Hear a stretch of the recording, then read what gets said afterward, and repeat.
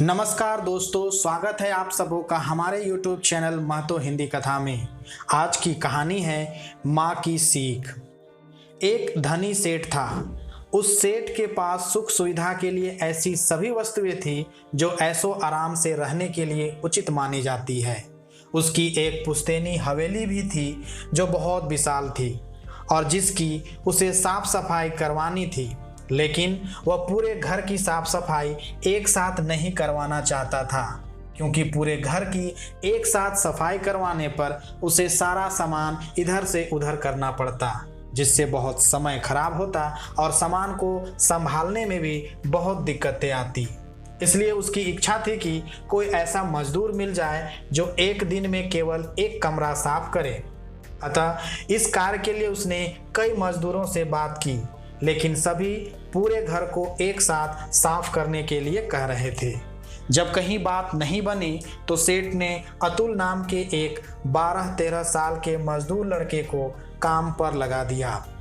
अतुल रोज समय पर हवेली आता और एक कमरा साफ करके अपने घर चला जाता।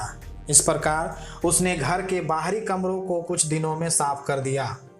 इन कुछ दिनों में अतुल ने कभी भी किसी भी सदस्य को शिकायत का मौका नहीं दिया। इस वजह से घर के सभी सदस्य बहुत खुश थे और अतुल पर बहुत विश्वास करने लगे थे, और अच्छे आचरण व्यवहार के कारण घर में कहीं आने जाने पर कोई रोक टोक नहीं थी। चूंकि बाहर के कमरों की सफाई हो चुकी थी, इसलिए अब वह घर के आंतरिक कमरों की साफ सफाई करने लगा। एक दिन वह सेठ के शयन कक्ष की सफाई करने गया तो उस कमरे में रखी कीमती वस्तुओं को देखकर अतुल की आंखें खुली की खुली रह गई। कमरे में एक से बढ़कर एक सुंदर वस्तु रखी हुई थी, जिसमें से कुछ तो सोने चांदी से भी जड़ी हुई थी। अतुल ने अपने पूरे जीवन में इतनी सुंदर, इतनी कीमती और इतनी तरह की वस्तुएं नहीं देखी थी। बेचारा उस चकाचौंध के आकर्षण से भौचक्का हो गया। वह अपने आप को रोक नहीं पाया और कमरे में रखी चीजों को खूब पास से ध्यानपूर्वक उठा उठा कर देखने लगा। उसको सभी चीजें बहुत अच्छी लग रही थी, लेकिन एक सोने की घड़ी के प्रति उसका बालपन आकर्षित होने लगा, और यह आकर्षण कहीं न कहीं उसके नैतिक संस्कारों की जड़ों को हिला रहा था। आखिरकार वह लालच के जाल में फंस ही गया और उस घड़ी को बार बार उठाकर देखने लगा। कान से लगाकर घड़ी की मीठी आवाज भी सुनी और अनगिनत बार हाथ पर भी बांध कर देखी। अपने हाथ पर घड़ी उसे बहुत खूबसूरत लग रही थी। अब तो उसका ध्यान उस घड़ी पर ही केंद्रित होकर रह गया और उसके मन से एक आवाज उठी, यदि यह घड़ी मुझे मिल जाती। लेकिन अतुल का बाल मन यह नहीं समझ पा रहा था कि बिना पूछे घड़ी को अपना बना लेना चोरी कहलाता है। उसी वक्त घर की मालकिन यह देखने के लिए आ गई कि आखिर अतुल क्या कर रहा है, जो वह दोपहर के खाने के लिए ना आया। मालकिन ने अतुल के हाथ में घड़ी देखी तो दरवाजे पर ही रुक गई।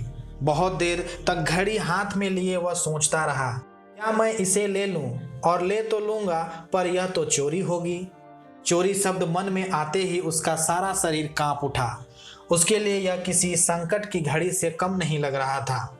ऐसे समय में उसे अपनी माँ की दी हुई सीख याद आ गई कि बेटा, कभी किसी की चीज नहीं चुराना, चाहे तुम्हें भूखा ही क्यों ना रहना पड़े, क्योंकि चोरी करना महापाप होता है। भले ही कोई इंसान तुम्हें चोरी करते देखे या ना देखे, पर ईश्वर अवश्य देख लेता है। वह चोरी करने पर बहुत बड़ी सजा देता है। यह याद रखना कि चोरी एक ना एक दिन जरूर पकड़ी ही जाती है और तब सजा जरूर मिलती है। माँ की बातें याद आते ही अतुल को लगा कि ईश्वर उसे देख रहे हैं और उन्होंने उसके मन की चोरी वाली बात जान ली है। वह घबरा कर रोने लगा और घड़ी को कहीं मेज पर रखकर यह कहता हुआ बाहर भागा, माँ, मैं चोर नहीं हूँ, मैं कभी चोरी नहीं करूँगा, मुझे बचा लो माँ, मुझे जेल नहीं जाना है। मालकिन यह सब देख भाव विह्वल हो गई और अतुल को पकड़कर गले से लगा लिया और उसे चुप कराते हुए बोली, बेटा, तुमने कोई चोरी नहीं की, तुम्हें डरने की जरूरत नहीं है, तुम तो बहुत ईमानदार हो। मालकिन ने खुद घड़ी अपने हाथों से अतुल को देनी चाही, लेकिन उसने लेने से मना कर दिया। यह देख मालकिन बहुत खुश हुई और मन ही मन सोचा कि जिस माँ ने अपने बेटे को नैतिकता की इतनी अच्छी शिक्षा दी है, उस माँ से तो जरूर मिलना चाहिए। और वह अतुल के साथ उसके घर गई। मालकिन ने अतुल की माँ को सारी बात बताई और कहा, जिंदगी में हम कितने सही और कितने गलत हैं, यह बात सिर्फ दो ही शख्स जानते हैं, एक ईश्वर और दूसरा आपकी अंतरात्मा। आपने अतुल को अपनी अंतरात्मा की आवाज़ सुनना सिखा दिया है। आपने अपने बच्चे में बहुत अच्छे संस्कार के बीज बोए हैं। दोस्तों, इस तरह की और कहानियाँ सुनने के लिए आप हमारे चैनल को सब्सक्राइब करें और बेल आइकन को प्रेस कर दें। धन्यवाद।